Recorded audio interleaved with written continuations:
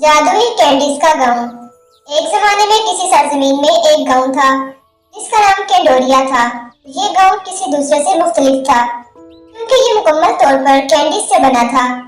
Chocolate और रंग बिरंगी मीठी गोलियों से बनाए गए घर और लॉलीपॉप के बने दरख्त। कैंडोरिया एक जादुई जगह थी जहाँ सबके प्यारे ख्वाब पूरे होते थे।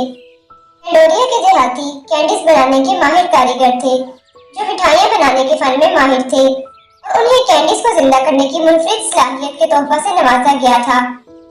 अपनी मीठी छड़ियों की लहर के साथ वो अपनी तख्लीकात से शख्सियात को मुतासिर कर सकते थे, उन्हें गांव के खुशगवार साथियों और सरपरस्तों में तब्दील कर सकते थे। कैंडोरिया के मरकज में कैंडीज का एक अजीम शान किला था जो कैंडी बादशाह और मलका का घर था।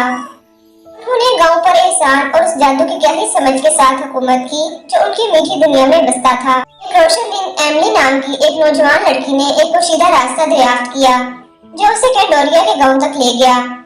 जैसे ही वो कैंडी की गली से गुजरी, उसकी आंखें चारों तरफ फैले हुए सनसनीखेज हुस्न को देखकर हैरानगी से फैल गई।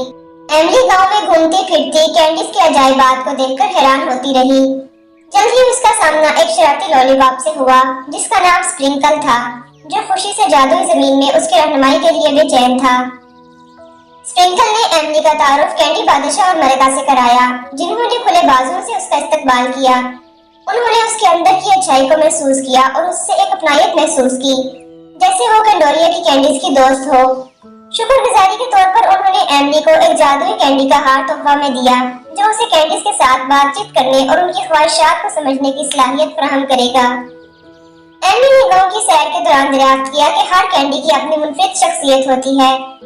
जेली के रीछ जिंदा दिल थे और हमेशा खेल के लिए तैयार रहते थे, जबकि चॉकलेट के खरगोश नरम मिजाज थे।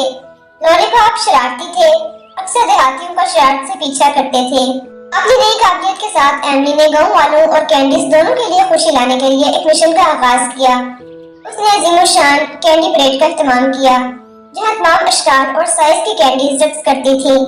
उसने कैंडी बनाने की वर्कशॉप्स की मेजबानी की, जहां दूर दराज से आने वाले बच्चे कैंडीज बनाने का फन सीख सकते थे और अपनी जादुई चीजें बना सकते थे। कैंडोरिया गांव का चर्चा एक मीठे राग की तरह हर तरफ फैलने लगा, जो दूर दराज ममालिक से आने वाले सियाहों को अपनी तरफ खींचने लगा, जो अपने लिए जादू का तजुर्बा करना चाहते थे। जैसे जैसे वक्त गुजरता गया, एमिली समझदार होती गई। कैंडी बादशाह और मलका की इज्जत और मोहब्बत हासिल करने लगी। उन्होंने उसमें कैंडोरिया की सरपरस्त बनने की सलाहियत को देखा, जो उस गांव की जादुई कैंडीज की मुहाफिज और उसके राजों की मुहाफिज है।